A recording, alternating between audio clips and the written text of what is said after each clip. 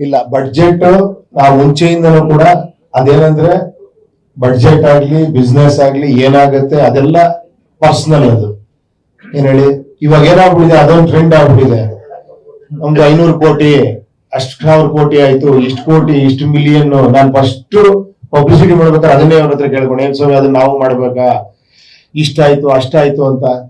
ಅದು ಒಂದು ಟ್ರೆಂಡ್ ಇದೆ, ಅದು ಮಾಡೋರು ಮಾಡ್ಲಿ, ತಪ್ಪು ಅಂತ ಹೇಳ್ತೀರಾ, ಅವ್ರಿಗೆ ಸರಿ ಅದು. ಬಟ್ ನಾವ್ ಅನ್ಕೊಂಡಿದ್ದು ನಾವು ಅದನ್ನ ಮಾತಾಡೋದು ಬೇಡ. ಆಕ್ಚುಲಿ ಏನ್ ಬಿಸ್ನೆಸ್ ಆಗುತ್ತೆ ಏನಾಗುತ್ತೆ ಅದ್ರ ನಿಮ್ ಪರ್ಸನಲ್. ಅದು ನಾವು ಸಿನಿಮಾ ಮಾಡೋದು, ನಿಮಗ್ ಸಿನಿಮಾ ಇಷ್ಟ ಆಯ್ತಾ, ಸಿನಿಮಾಯಿಂದ ನಿಮ್ಗೇನ್ ಹೆಲ್ಪ್ ಆಯ್ತು, ಸಿನಿಮಾ ಎಷ್ಟು ಖುಷಿ ಕೊಡ್ತು, ಅದು ಮಾತ್ರ ಮುಖ್ಯ ನಮಗಷ್ಟೇ. ಸಬ್ಜೆಕ್ಟ್ ಕರೆಕ್ಟ್ ಆಗಿ ಬಡ್ಜೆಟ್ ಇರುತ್ತೆ ಅಷ್ಟೇ.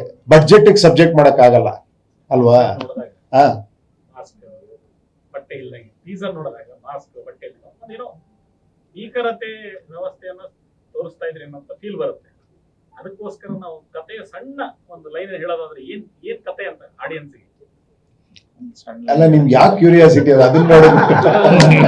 ಯಾಕಂದ್ರೆ ಟೀಸರ್ ಅಲ್ಲೇ ನೀವು ಹೇಳ್ತಾರ ಧಿಕ್ಕರಕ್ಕಿಂತ ಅಧಿಕಾರ ಮುಖ್ಯ. ಕರೆಕ್ಟಾ? ಏನೋ ಭೀಕರತೆ ತೋರಿಸ್ತಾ ಇದ್ರಿ ಅನ್ನೋ ಫೀಲ್ ಬರುತ್ತೆ. ಮೈ ಮೇಲೆ ಬಟ್ಟೆ ಇರಲ್ಲ, ಮಾಸ್ಕ್ ಹಾಕಿರ್ತಾರೆ. ಈಗ ಮಾಸ್ಕ್ ಅದ ನಾವು 20ರಲ್ಲಿ ಬಾಳ್ ನೋಡ್ಬಿಟ್ಟಿದೆ. ಒಂದು ಕತೆ ಅಷ್ಟೇ. ಏನು ನೋಡಿ, ಇದನ್ನ ನಿಮ್ಮ ಮನಸ್ಸಲ್ಲಿ ತರೋದಕ್ಕೆ ಇಷ್ಟೆಲ್ಲ ಪ್ರಯತ್ನ ಪಡ್ತೀವಿ ನಾವು. ಏನದು ಹೋಗಿ ಥಿಯೇಟರ್ ಅಲ್ಲಿ ನೋಡ್ಬೇಕನ್ನೋದೇ ಆನ್ಸರ್ ಅದಕ್ಕೆ.